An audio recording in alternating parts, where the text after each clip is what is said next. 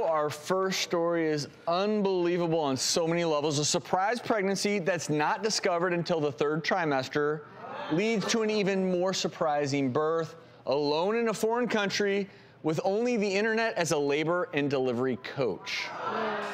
A Nashville woman gets on an international flight, thought she was having cramps from maybe food poisoning, but it turns out she was in labor. Tia Freeman landed in Istanbul, and while in a long line, Freeman says her cramps got more severe. And I'm like holding on to the guardrail, and I'm like, oh my God, I better not pass out in this airport. She takes a cab to her hotel room.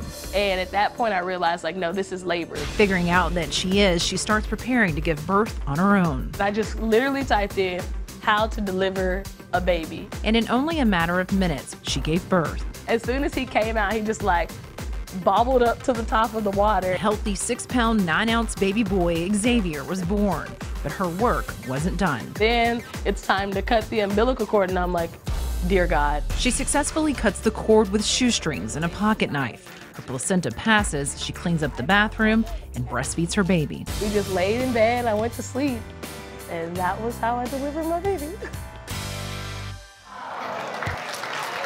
Wow. Tia is joining us now via Skype from Nashville because I know we have so many questions.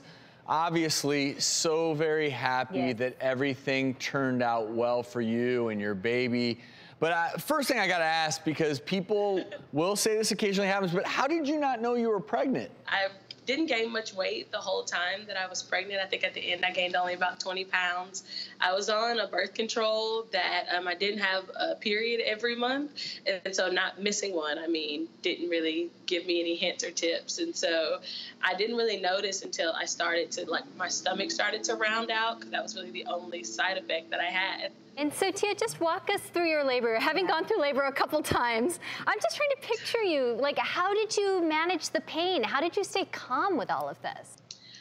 Really, I was in autopilot, so my instincts just kind of took over. And so the pain I could definitely still feel, but there was more important things, I guess, that were going on that I really had to focus on, like the task at hand. And so how did you use the resources in your hotel room to help you with the post-care?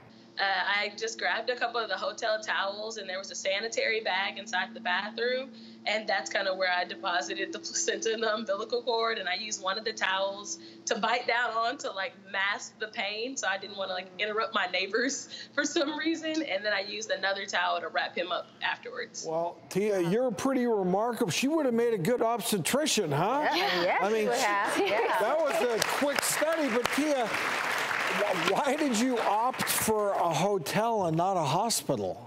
So I'd never been in labor, and so I kind of thought I had food poisoning, and since I was only on the layover for 17 hours, I didn't want to go to a hospital if it was food poisoning. And then even when I started to consider if it was labor, there was false labor that I could have also been in. And so instead of going to a hospital when it might not have been actual labor, I just decided to go to my hotel room. Did you run into any complications during the delivery? No, everything went super smoothly. He came super quickly. I mean, Nita, she had to be mom, coach, and doctor all at the same time. All at the same time. Okay, breathe, breathe, breathe, breathe. Okay, push. Right. Okay, I'm grabbing. Right. I mean, That's a lot to do. It's a wow. I mean, I'm actually just totally amazed that she had all those resources online, that she was able to YouTube this. You can YouTube anything. Yeah. Build a rocket ship, whatever you want to do. YouTube will tell you how to do it.